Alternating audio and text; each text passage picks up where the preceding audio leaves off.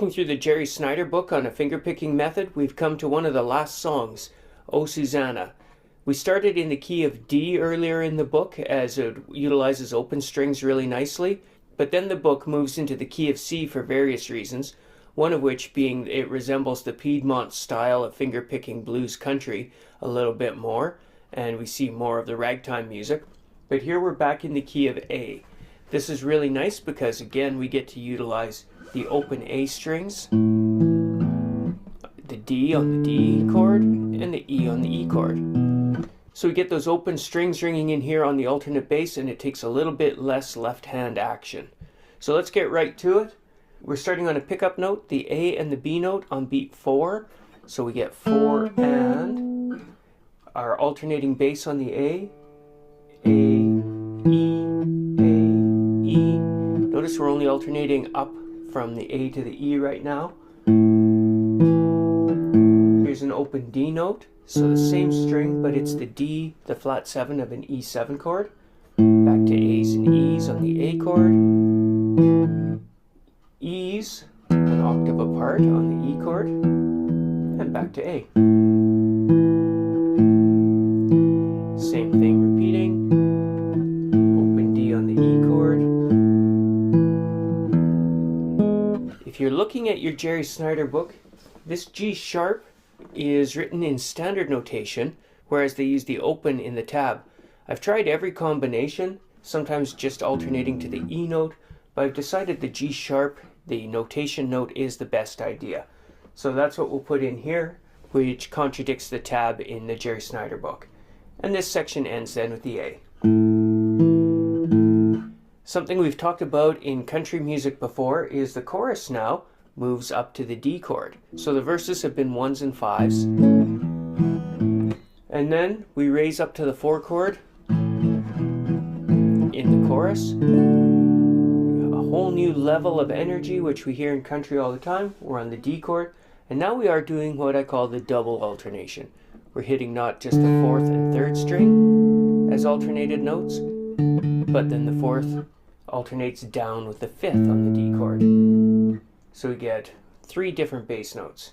The D up to an A on the 3rd string, down to an A on the 5th.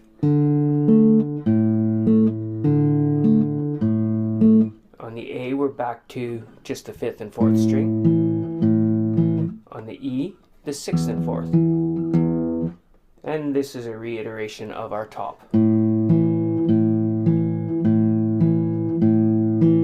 And so on. So this again is written in what I call the hymnal style. We get 4 bars of information in an A section, another 4 bars where we're doing the same thing, a B section, which they're calling the chorus, and then back to the A section again, just like in Ode to Joy or other hymns. Whereas they may be 8 bars, these are 4. So let's check out the melody. We are playing syncopation here. So we get 4 and 1, 2, 3 and 4, 1 and. So it was 202, 002. This little dotted line I put here is just going to show you in my mind that we want to hold that note. We could have put a little dash over it, a tenuto. One thing that's hard to do in this style is to let that note ring. Rather than making them staccato like that, try to let them ring out.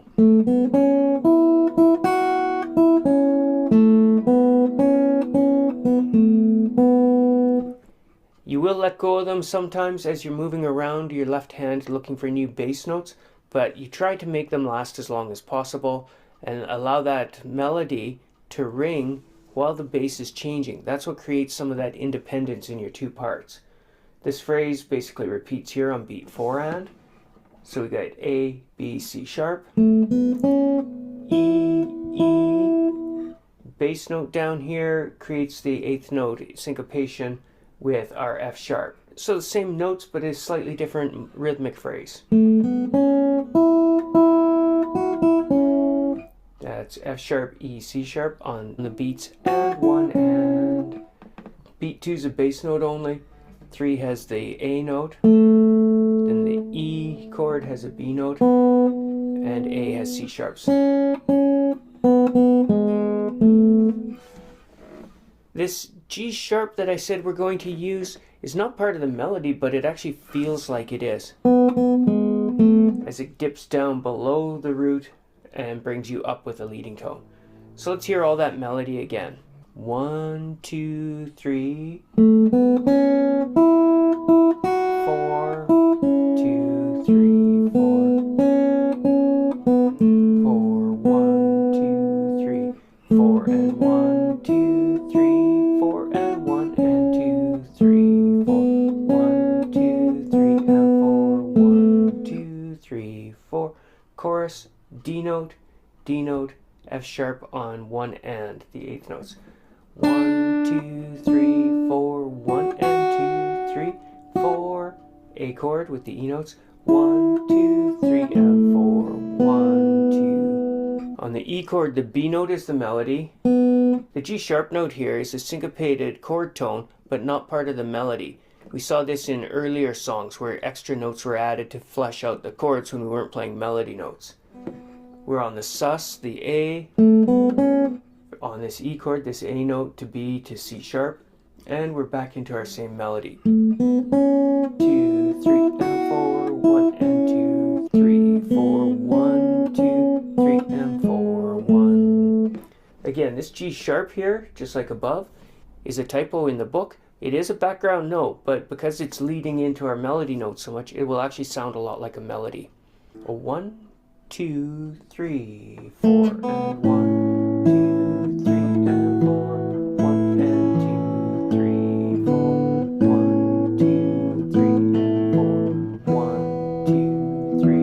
Basically repeating.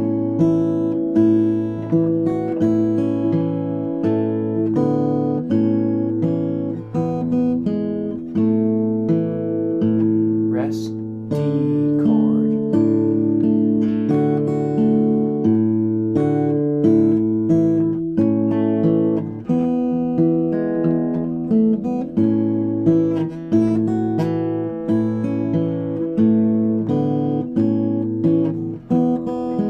Let's go again.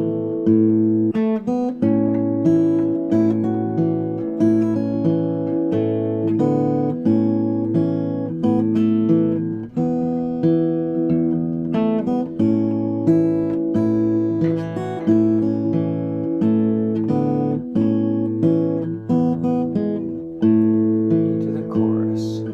Oh, Susanna.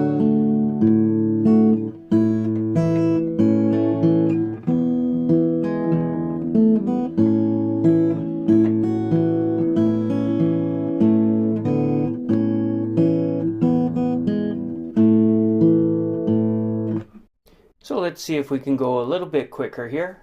1, 2, 3.